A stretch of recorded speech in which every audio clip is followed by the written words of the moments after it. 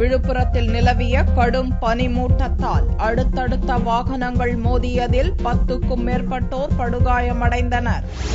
விழுப்புரம் மாவட்டத்தில் திங்கட்கிழமை அன்று அதிகாலை கடும் பனிமூட்டம் நிலவியது. சாலைகளில் செல்லும் வாகனங்கள் தெரியாத அளவிற்கு பனியின் தாக்கம் அதிகரித்திருந்தது. விழுப்புரம் சென்னை தேசிய நெடுஞ்சாலையில் முன்னால் சென்ற லாரி மீது சென்னை நோக்கி சென்ற கார் மோதி விபத்துக்குள்ளானது. இந்த விபத்தால் இரு வாகனங்களும் நிறுத்தப்பட்ட நிலையில் பனிமூட்டத்தால் பின்னால் வந்த லாரி, டெம்போ, டிராவல் கார் உட்பட 10 வாகனங்கள் அடுத்தடுத்து ஒன்றோடு ஒன்று மோதி நின்றன.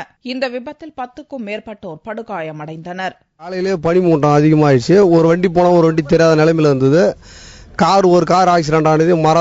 பின்னாடி வந்த வண்டி அடுத்தடுத்து அப்படியே டெம்போ, இன்னொரு கார் ஒன்று, ஒரு லாரி, ஒரு டாரஸு எல்லாம் அப்படியே வரிசையாக தொடர்ந்து ஆக்சிடென்ட் ஆகிடுது.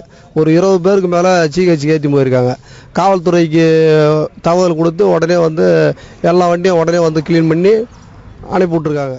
தகவல் அறிந்து விரைந்து வந்த விழுப்புரம் தாலுகா போலீசார் காயமடைந்தவர்களை மீட்டு சிகிச்சைக்காக மருத்துவமனைக்கு அனுப்பி வைத்தனர். இந்த சங்கிலி தொடர் விபத்தால் விழுப்புரம் புறவழிச்சாலையில் 2 மணி நேரம் போக்குவரத்து பாதிக்கப்பட்டது.